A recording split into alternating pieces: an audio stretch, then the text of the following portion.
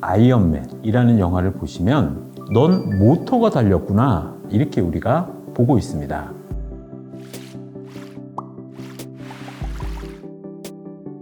안녕하세요.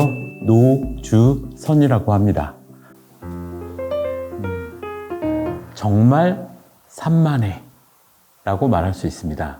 아이언맨을 아십니까? 아이언맨이라는 영화를 보시면 전형적인 ADHD의 모습들을 볼 수가 있습니다.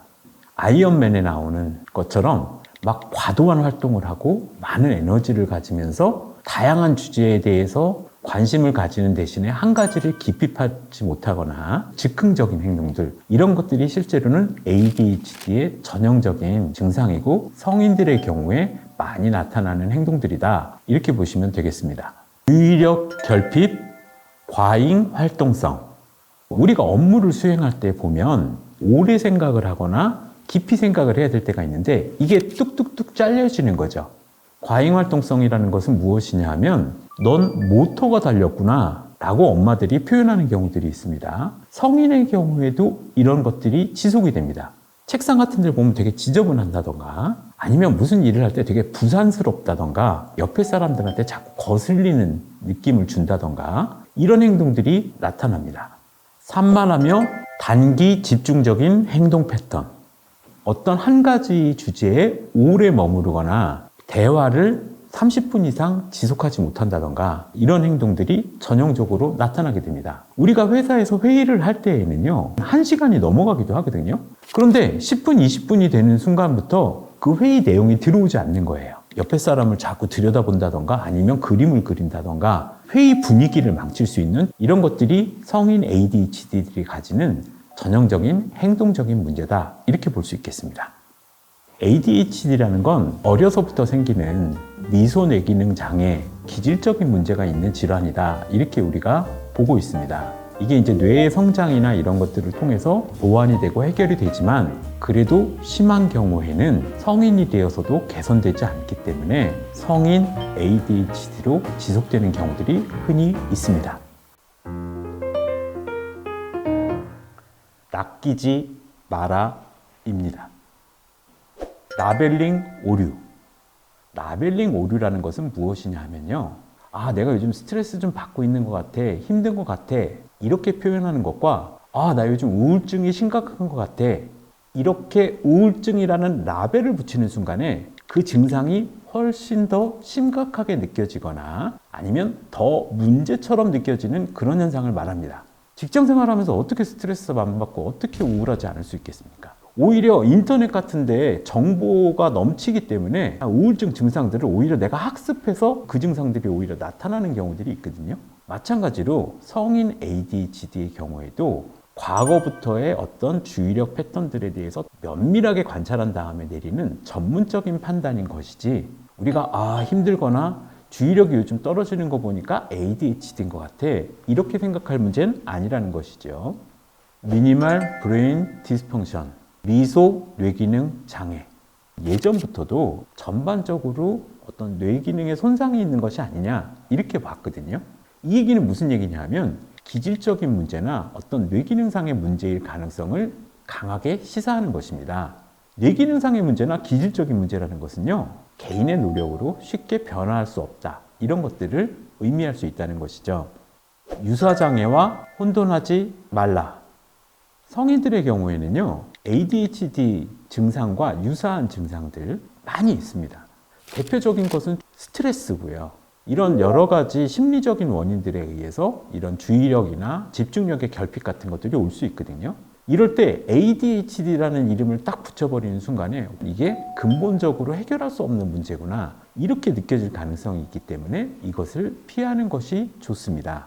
성인들의 삶이란 되게 다양한 활동들을 포함하고 있고 상당히 스트레스도 많고 지치기도 하며 휴식 같은 것들을 제대로 관리하지 못한 채 사는 바쁘고 정신없는 현대인의 삶이라는 것이죠. 지치고 스트레스가 많은 경우에는 이런 심리적인 손상이 오기도 합니다.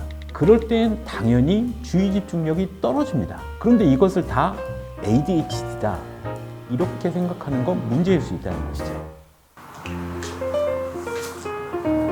심리적 고통, 이라고 표현하고 싶습니다.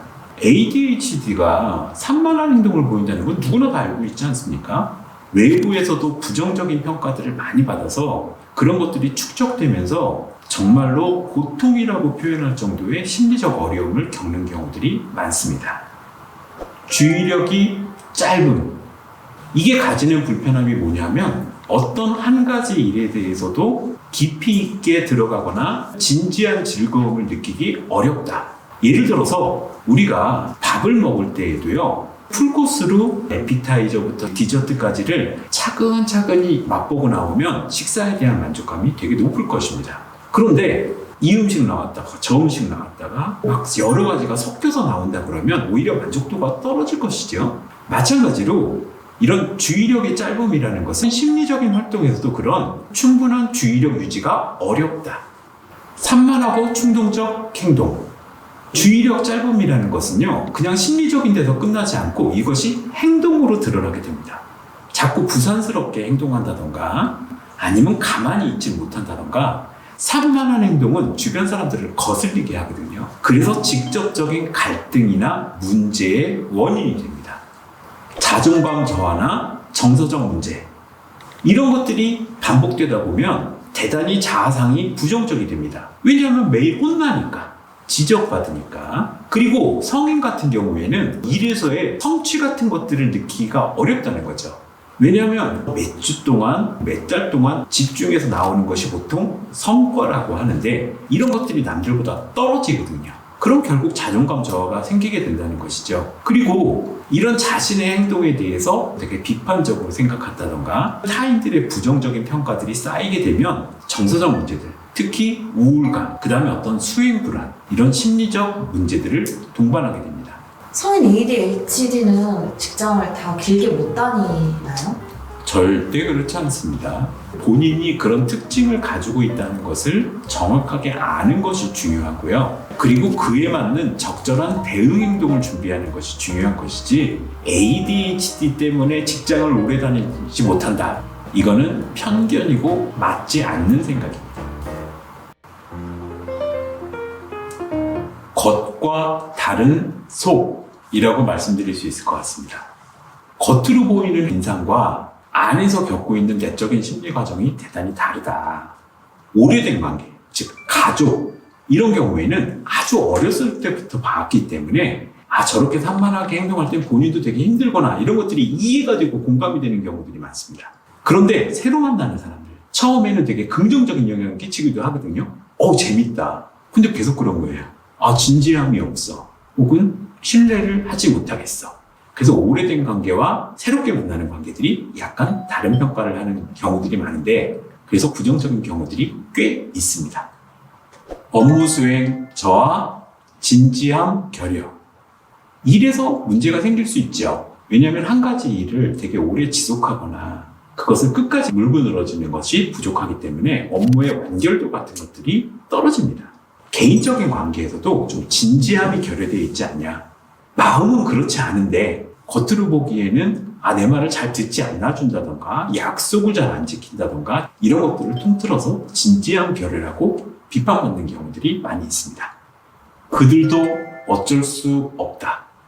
성인 ADHD도 주요 심리적 장애 중에 하나입니다. 주요 신체적 장애가 있는 사람한테 넌 왜 이렇게 빨리 못 달리니? 아니 왜 이걸 못 들어? 이렇게 다그치지는 않지 않습니까? 그런데 ADHD는 심리적 문제이기 때문에 장애가 눈에 보이지 않거든요. 그렇기 때문에 일반 사람들과 동일한 기준을 가지고 비판하거나 자극하는 경우들이 있습니다. 더 중요한 건 그들도 잘하고 싶다는 것이죠. 근데 그게 안 되는 것이거든요. 왜? 장애니까. 그런데다가 대고 계속 비판을 한다 그러면 하고 싶은 의지들을 꺾는 이런 부정적인 문제들이 생길 수가 있습니다. 외롭고 우울한 심리. 외롭고 우울하게 되면 자신감이 떨어진다라던가 오히려 관계에 부정적인 영향을 끼치는 경우들이 많다는 거죠. 우울한 심리 때문에 적극적으로 관계하지 못하고 적극적으로 관계하지 못하니 더 우울해지는 이런 악순환이 반복될 수 있다는 것이죠. 그런데 이분들은 이걸 스스로 해결하기가 좀 어렵습니다. 그러므로 어느 정도 타인들이 이것을 이해해주고 지지해주고 돌봐주거나 이 악순환의 고리를 타인 쪽에서 먼저 끊어준다고 하면 이들의 장점을 보일 수 있는 대인관계를 만들 수 있겠죠. 성인 ADHD 치료에 있어서 가장 핵심적인 것은 루틴 만들기입니다. 약물 치료와 인지행동 치료. 전형적으로 ADHD 치료를 할 때에는 약물 치료를 합니다, 보통은요. 그런데 이와 병행해서 인지행동 치료를 합니다. 아이들에게 이 약을 먹음으로써 진정이 되고 선생님에게 칭찬을 받을 수가 있거든요. 그래서 아이가 심리적 에너지가 생기면 이런 인지적인 통제나 아니면 행동적인 통제를 스스로 할 수 있게 됩니다. 기질적인 문제에 대한 원인 해결과 동시에 행동적으로 이것을 보완하는 접근들이 병행되어야 된다는 것이죠. 아동은 인지가 부족하나 성인은 충분한 인지를 가지고 있습니다. 아이들의 경우에는 스스로에 대한 통제력이 부족합니다. 그래서 일단은 약물 치료 같은 것들로 행동에 대한 통제를 우선 해놓고 인지적인 접근, 행동적인 접근들을 보조적으로 활용하지만 성인의 경우에는 전두엽 기능도 이미 충분히 성숙했고 내가 이렇게 행동했을 때 이런 결과들이 나온다라는 인지적인 처리 방식을 충분히 할 수 있는 때입니다. 우리가 눈앞에 먹고 싶은 게 있다고 하더라도 이게 내가 먹어도 되는 거냐, 안 되는 거냐, 혹은 주인이 있는 거냐, 없는 거냐는 인지적인 거거든요. 이런 것들을 강화하게 되면 산만한 행동으로 나오는 부정적인 결과들 충분히 예방할 수 있다는 것이죠. 결과적으로는 문제 행동을 확인하고 루틴으로 대안을 만들어야 합니다. 내가 산만함으로 인해서 회의 때 오래 집중을 하지 못한다. 회의 시간을 짧게 가지는 것이 좋겠죠. 아침에 일어났을 때 음악을 우선 크게 튼다던가 아니면 텔레비전을 킨다던가 이런 식으로 자극을 많이 받음으로써 에너지들을 그쪽으로 소비하게 한다던가 이런 식의 다양한 대안들을 인지적으로 만들 수 있고 그런 것들이 습관이 된다고 하면 훨씬 더 자신의 행동에 대한 통제력이 강해질 수가 있습니다. 그래서 내가 어떤 문제를 가지고 있는지를 먼저 정리하고 그것을 해결할 수 있는 구체적인 대안들을 포함시키는 게 좋다는 것이죠. 꼭 포함되어야 될 것이 바로 자존감 향상 혹은 정서적인 관리 이런 것들이 반드시 필요합니다. 자기가 주의력이 짧거나 산만한 행동으로 인해서 좋은 성과를 얻은 것에 대한 증거 적기. 아, 내가 오히려 이런 것들은 긍정적으로 활용할 수 있는 부분들이 있구나. 이런 것들은 습관적으로 적어가기. 이런 것들이 실은 장기적으로 혹은 심리적으로 꼭 필요한 대안적 활동이다. 이렇게 말씀드릴 수 있겠습니다.